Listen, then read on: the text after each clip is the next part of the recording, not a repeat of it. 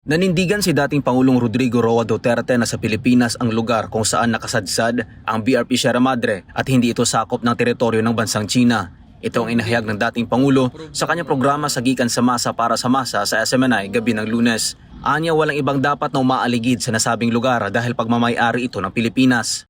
Yung pinusto ng Sierra Madre sa atin yan. We claim the area to be ours and it is ours. Is it not China?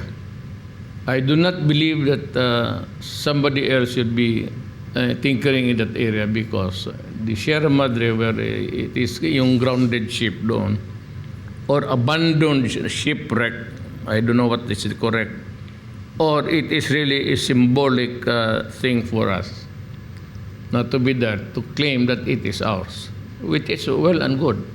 It is ours and we are correct there. Ang BRP Sierra Madre ay nakasadsad sa Ayungin Shoal na pasok sa Exclusive Economic Zone o EEZ ng Pilipinas.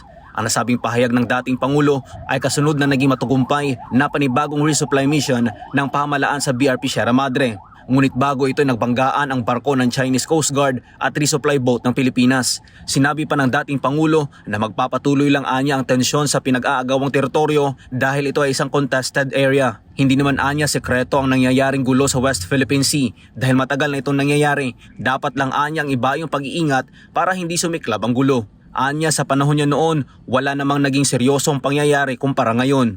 At itong alitan, sabi ko, it will continue because it's a contested area. Pero sabi ko, we are aware of it actually. Hindi naman sabihin na it was kept out from the public view.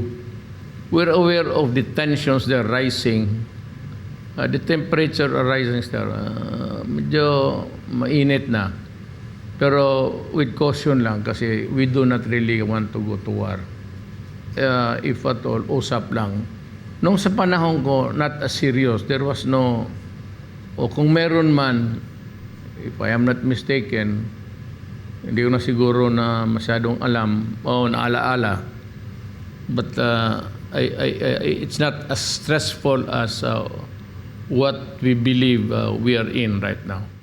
Kung siya ang tatanungin, mas mainam na makipag-usap na lang, iwasan ang gulo dahil hindi natin gugustuhin ang gyera. As a former public employee, if I will be asked what would be my stand, it is really just to save lives, less violence, let us not fight. We cannot afford to go to war, and let's just talk. Maybe a little bit of diplomacy. Ngunit nilinaw ng dating Pangulo na ayaw nitong manghimasok sa desisyon ng kasalukuyang administrasyon. Ayaw ko kasi kay Marcos na yan it's his problem. I should not be giving instructions here of what to do kasi it would not be proper of me. If at all, it is my private opinion and it does not bind anybody except me.